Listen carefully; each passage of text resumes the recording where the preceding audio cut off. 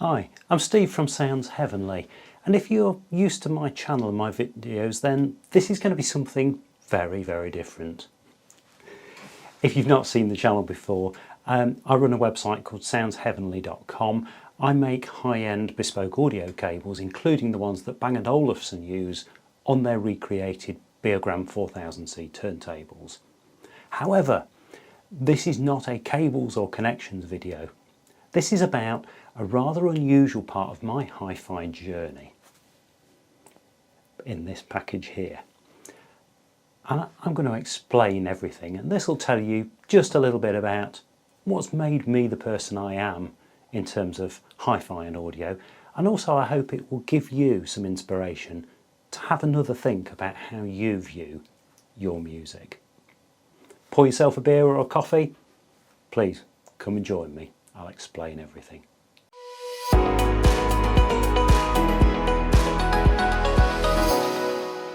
So this story starts in the early 1990s.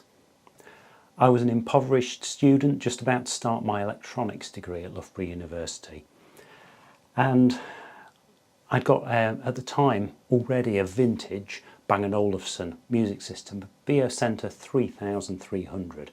Fantastic 1970s music system with a turntable, AM/FM radio built in, and I absolutely loved it. I'd rebuilt it from scratch, and my only real remaining challenge was to find a pair of loudspeakers that would do it justice. I tried all sorts of sort of pre-owned bargain speakers and nothing seemed to do the job.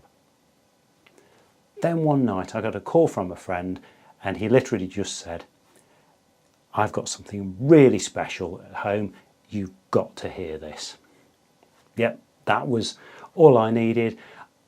I got straight into my car, which if you're a fellow geek you might want to know was a Mark V Ford Cortina. Half an hour later I was at his house and I heard what's in here in this package, a brand new loudspeaker that blew my mind. I had never ever heard something that gave this depth of bass from a small cabinet, that gave such clear, crisp yet smooth treble. I was in love, absolutely amazed by them.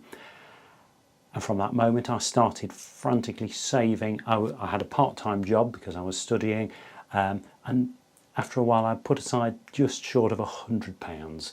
Bear in mind this is the early 1990s, and I wasn't far off affording these brand new. And then something else happened. I got a new girlfriend, and I really wanted to impress her. So for our first date I offered to take her out to a day out to a big theme park, not realising at the time that would take almost all of my loudspeaker money.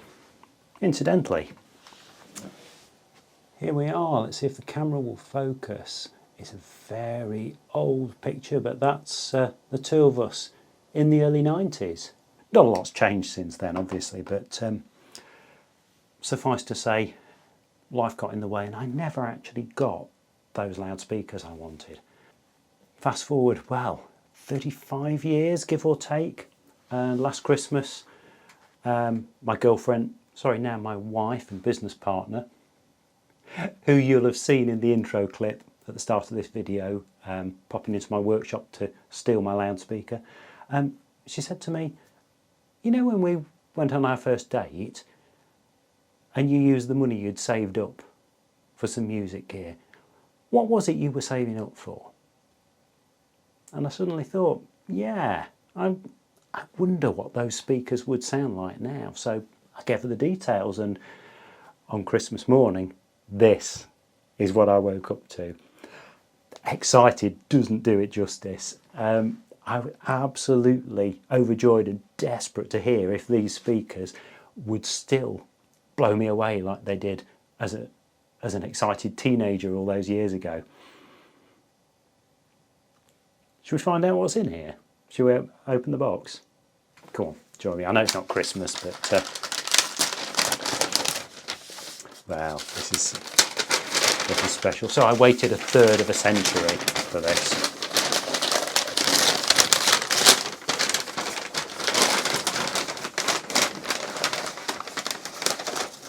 we have here the Kef Coda 7. Obviously I've got a pair of these. Yes, I know Kef is a British company, but as it says on the back, these are made in Denmark. And yeah,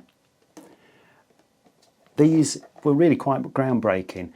They took all the best of Kef's engineering and audio know-how and put them into a package at such a low price at the time that they became attainable to almost anyone.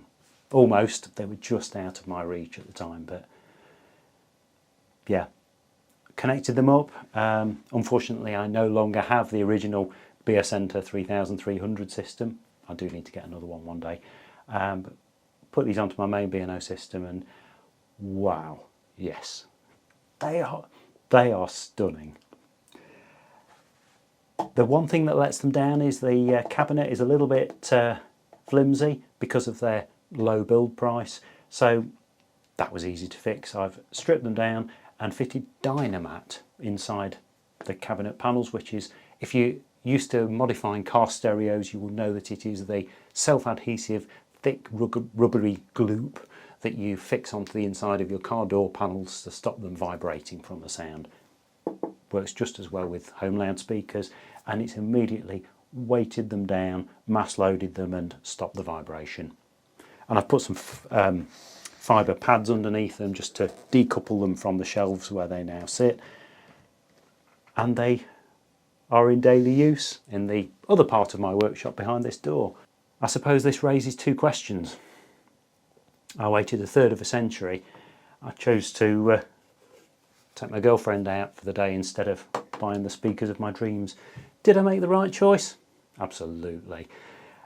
As I mentioned, Lynn is now my wife and business partner, mother of my children. I wouldn't have had things any other way. And the second question, were they worth waiting for? Yeah. Oh yeah, they were. 35 years hasn't dulled the excitement and the joy of listening to them. Personally, my taste in music and in musical tonality has not changed over those years. The things that I listened to and liked as a teenager are exactly the things I listen to and like now, both in terms of music and the way that music's presented. So they sounded to my ears exactly as they did when I first heard them that evening in the early 90s. So what's the moral of the story? Why not go back and have a think about what first got you in love with music? Decide whether, for you, the place where your musical journey started is still a valid thing for where you are today, and let me know in the comments. Please tell me if you have a hi-fi love story that you'd like to share. As I mentioned, this is very different from my usual video.